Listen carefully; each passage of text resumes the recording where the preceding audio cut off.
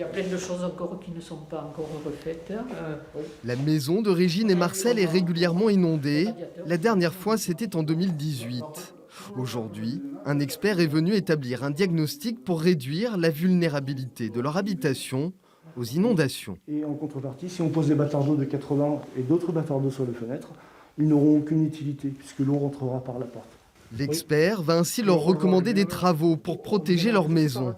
Des aménagements qui vont bien plus loin que la simple pose de battards d'eau, ces panneaux qui empêchent l'eau de rentrer par les ouvertures. Si vous posez un simple bâtard d'eau, l'eau rentrera par les réseaux d'assainissement, par le tunnel à égout, par ce qu'on appelle nous les réseaux secs, donc les gaines qui arrivent de l'extérieur au compteur en général, des fissures qui peuvent être apparentes dans les murs, auxquelles les gens ne font pas forcément attention. Donc ces mesures complémentaires réduisent les entrées d'eau ou les stoppent.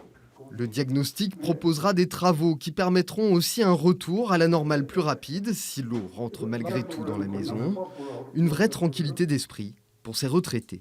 Quand on a la chance de pouvoir prévoir, on monte le gros de notre matériel sur des parpaings ou des choses comme ça.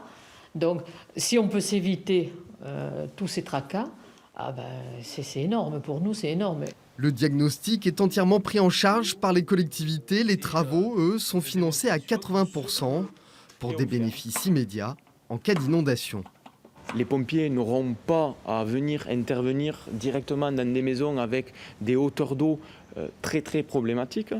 Le retour à la normale dans des habitations qui auront été protégées se fera beaucoup plus rapidement. Certaines communes audoises proposent même de payer les 20% restants à la charge des propriétaires. Et les travaux permettent aussi parfois de négocier les tarifs de son assurance.